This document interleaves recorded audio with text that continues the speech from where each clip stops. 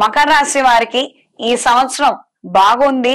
ద్వితీయ స్థానంలో శని, తృతీయ స్థానంలో రాహువు, చతుర్థ పంచమ స్థానంలో గురువు, అష్టమ స్థానంలో కేతు యొక్క సంచారం విశేషమైనటువంటి పరిణామాలకి, పరిస్థితులకి కారణం అవుతుంది.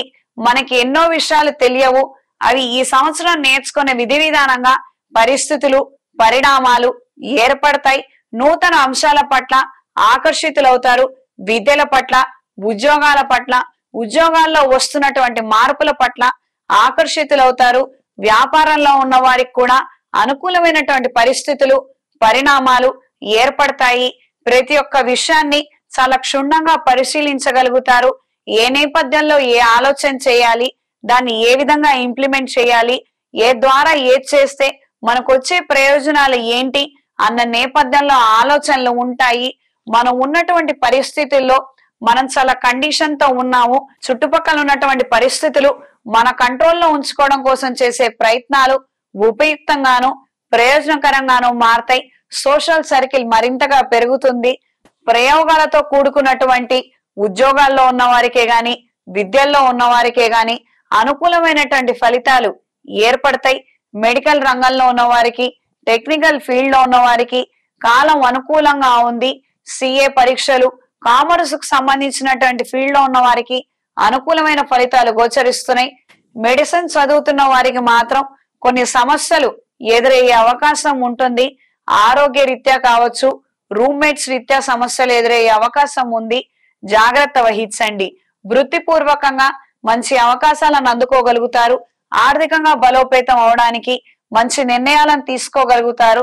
సక్రమంగా సకాలంలో తీసుకునే నిర్ణయాల ద్వారా చిన్న చిన్న స్కీమ్స్ లో ఇన్వెస్ట్మెంట్స్ చేసుకుంటూ పెద్ద స్థాయిలో లాభాలను అందుకునే విధంగా జీవితంలో ఎన్నో మార్పులు, చేర్పులు ఏర్పడతాయి.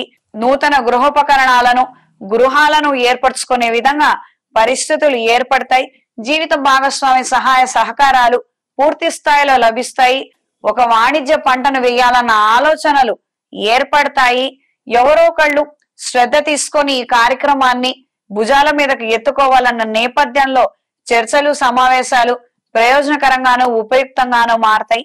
భవిష్యత్తులో మన ద్వారా ప్రజలకు ఏమైనా ఉపయోగం అనేది ఉండాలి. సంఘ సేవా కార్యక్రమాలే గాని, సొసైటీకి సంబంధించే గాని, ఊరుకు సంబంధించే గాని కొన్ని ఆలోచనలను ఇంప్లిమెంట్ చేయడం అనేది సంభవిస్తుంది. ఈ సంవత్సరం స్త్రీలకు సానుకూల ఫలితాలు గోచరిస్తున్నాయి. వృత్తి, వ్యాపార రీత్యా మెరుగైనటువంటి అంశాలు ఏర్పడతాయి. కొన్ని సందర్భాలలో జీవిత భాగస్వామితోనే గాని, లేదా వ్యాపార నిమిత్తం పార్ట్నర్స్ తోనే గాని విభేదాలు ఏర్పడే అవకాశం ఉంది.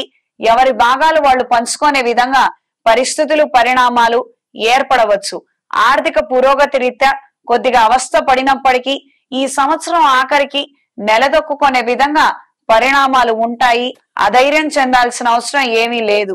మీ పేరు మీద ఉన్నటువంటి స్థిరచరాస్తులు గణనీయంగా పెరుగుతాయి. వివాదాస్పదమైనటువంటి విషయాలకు సంబంధించి ఏమాత్రం మీరు కలగజేసుకోవద్దు. మధ్యవర్తిత్వం మాత్రం పనికిరాదు. వ్యాపార నిమిత్తం మీ పేరు మీద ఉన్న వ్యాపారాలు గాని, మీ పేరు మీద పెడుతున్నటువంటి వ్యాపారాలు గాని కలిసి వస్తాయి.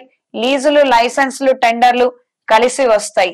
విద్యార్థిని విద్యార్థులకు ఈ సంవత్సరం అనుకూలమైనటువంటి ఫలితాలు ఏర్పడతాయి. ఇంట్లో అందరూ సహకరించడం, మీరు అనుకున్న విధి విధంగానే ఒకానొక కోర్సుని చేపట్టడం అనేది సంభవిస్తుంది. దీనికి రావాల్సినటువంటి సహాయ సహకారాలన్నీ కూడా మీకు పూర్తి స్థాయిలో లభిస్తాయి. కాన్సన్ట్రేషన్ కోల్పోకుండా, డిస్టర్బ్ కాకుండా చక్కగా మీరు చదువుకోగలిగితే ఉన్నతమైన భవిష్యత్తుని సంపాదించుకోగలుగుతారు. ప్రేమ వివాహాల పట్ల, అనవసరమైనటువంటి స్నేహాల పట్ల ఆకర్షితులవుతారు. దీని ద్వారా మీకు ఏమాత్రం ఉపయోగం లేదు, ప్రయోజనం లేదు. ఇదంతా చాలా టెంపరీగా నడిచేటువంటి విధి విధానము. అవతల వారి స్వలాభం కోసం చేస్తున్నటువంటి పన్నాగాలలో మీరు ఇరుక్కొని నష్టపోవద్దు. సాధ్యమైనంత వరకు మీ వ్యక్తిగతమైనటువంటి విషయాలు ఎవరితో చర్చించవద్దు.